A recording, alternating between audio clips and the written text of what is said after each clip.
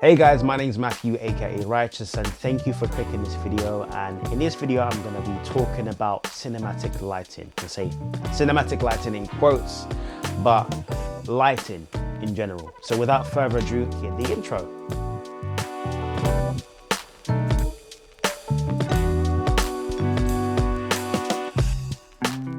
I'm just going to show you some very quick videos and some examples of what I've done and why I've actually used lighting the way I did. So in the first part of this video, I wanted to talk about how I've actually set up cinematic lighting for the second chapter of What's Your Passion. If you guys don't know what's your passion, if you guys don't know what your can't say it again, let me do it again. If you guys don't know what's your passion is, it is a series that I'm doing of creative people that just want to share their craft, their journey, how they got to where they are now, where they're going. Just want to be able to showcase what people do as creators. My wife was the first one to do it, so I take my hat off to my wife for being the first soldier. And if you haven't seen her video already, she's really great at making teddies. She's been doing it for a while. Have a look. I'll leave in the description the links to all the videos below, and if otherwise you can just check out the channel and look for yourself.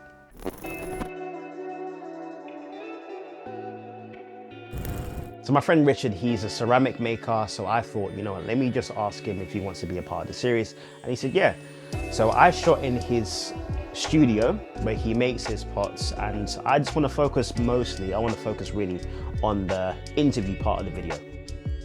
So as you can see in this image, on the right hand side you can see a 56 Kelvin key light, which is approximately 45 degrees to its face, and a diffuser in front to spread the light evenly. It just makes it look more interesting. It's more dimension to the image and makes it stand out. It's not just a flat image, because when you have a light in front of you, directly in front of you, you can just make everything just look the same, and that's not what I wanted to do. And behind him I've put a lamp which is approximately 32 Kelvin, just to be able to give a bit of dimension to the shot and to light up his back. You can't see it, there's an LED light which is behind him, but it's to reflect the light that is inside of the shot, the lamp that's inside the shot. And the temperature is about the same, 32K. And use it as a hairlight to make sure that he doesn't disappear in the backgrounds. And it also looks like it's coming from the lamp itself. Because it was nighttime, I didn't need to bring a negative field diffuser to create shadow on the subject's face, as there was no daylight spilling through the window, which made it easy to create shadow when positioning the light at 45 degrees.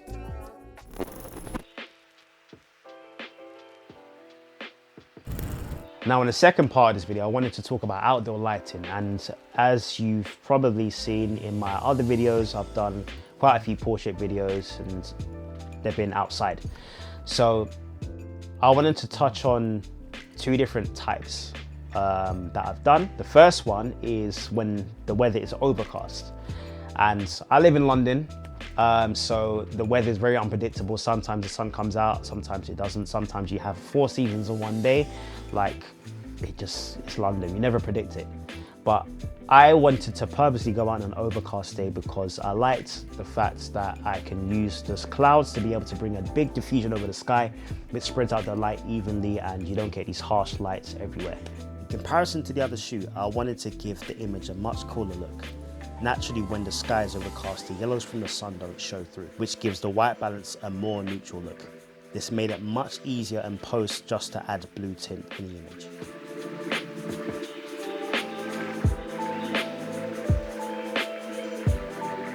Very slightly, don't want to do it overkill, otherwise you just look like a smurf.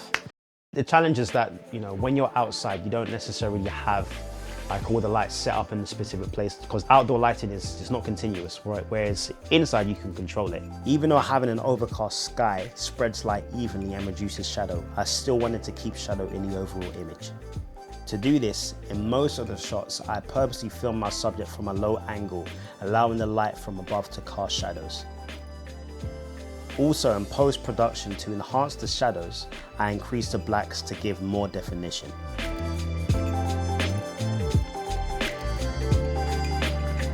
I wanted to know how to play around with that without having to carry too much gear, because you don't always need to have so much gear, most expensive gear, to be able to create cinematic lighting or good lighting. You just need to know how to do it and be intentional about why you do it. So in the second outdoor video, I wanted it to be a bit different from the other one, because I thought, you know, it was overcast and use natural lighting, but I wanted to try something at night and use creative, more colorful lighting and see how it looked. Even though I shot this outdoors, I made use of the available light in the area. The colorful wall light panel was more creative in comparison to the two other videos. However, like the interview, I positioned my subject at an angle from the source, which kept the contrast style consistent. When he's under the tunnel, you know, you can see the lights that are above him, the shining on the jacket, and it really gave a nice look. And because it's above him, it gives more shadow, gives more of like a moody tone, which is what I was going for. And this, again, it's my style. Hopefully these videos, without me talking too much, it kind of gave you a bit of an idea of how to use creative lighting. You don't need a big budget. You don't need to have so much lighting here or there. You just need to know how to think and the intent of why you do what you do, what mood you want to be able to portray to your audience to help to tell your story better. Because at the end of the day, you're the storyteller. You're the one that's actually showing them, the people that are watching, what you want them to see, what you want to feel, how you want them to actually view your work as well. So thank you for watching this video. If you haven't liked and subscribed to my channel, if you haven't liked this video, please do. You know, hopefully you did like it. Stay tuned for the next video. God bless you guys. Appreciate you. Thank you. Peace.